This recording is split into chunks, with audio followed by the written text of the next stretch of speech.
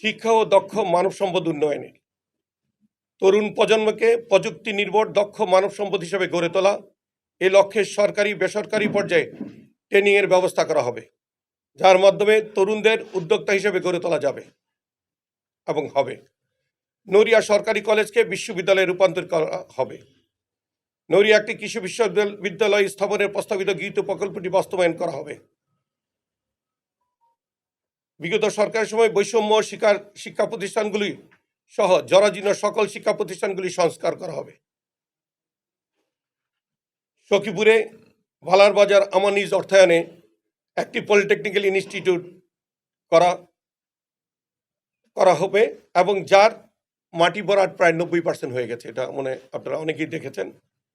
এবং একটি marine academy দ্রুত সময়ে মেরিন একাডেমির মাটিটা ভরাট কমপ্লিট হয়েছে, পলিটেকনিক্যাল কলেজের মাটিটা 10% বাকি আছে।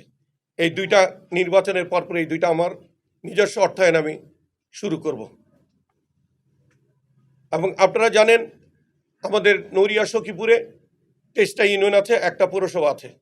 আমার ব্যক্তিগত তহবিল থেকে আমি 24টা ভোকেশনাল ট্রেনিং ইনস্টিটিউট করবো ইনশাআল্লাহ, যেটা আমাদের দেশের কর্মসংস্থানের এবং বহির্বিশ্বে কর্মসংস্থানের সুযোগ সৃষ্টি হবে এবং বেকারত্ব দূর হবে।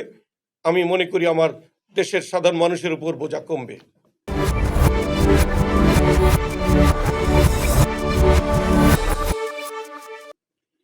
যোগাযোগ ব্যবস্থা ও অবকাঠামো, পদ্মা সেতু, রেল সংযোগ শরীয়তপুরের আলুবাজার ফেরিঘাট পর্যন্ত সম্প্রসারণ করা হবে ইনশাআল্লাহ।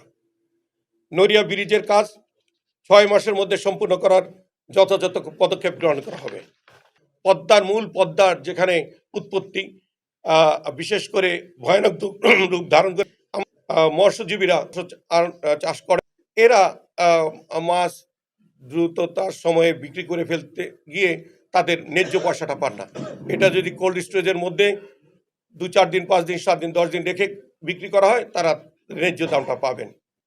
সেটা আমি দেখেছি। এবার চরাটা নপাড়ায় জমি দেখে চিন্তা করেছি, আমরা যদি নদী ভাঙাটা ওই নপাড়ার পশ্চিম পোর্শনটা যদি বেরিবারটা কমপ্লিট করতে পারি, তাহলে নদী ভাঙা রোধ হবে এবং সেখানে আমি আমার ব্যক্তিগত তহবিল থেকে একটা কোল্ড স্টোরেজ করার পরিকল্পনা করেছি। নড়িয়া সখীপুরের উল্লেখযোগ্য সংখ্যক জেলেদের জীবিকার অন্যতম মাধ্যম মৎস্য আহরণের সরকারি বেসরকারি পর্যায়ে প্রয়োজনীয় সহযোগিতা প্রদান করা হবে। সামাজিক উন্নয়ন, নিরাপত্তা,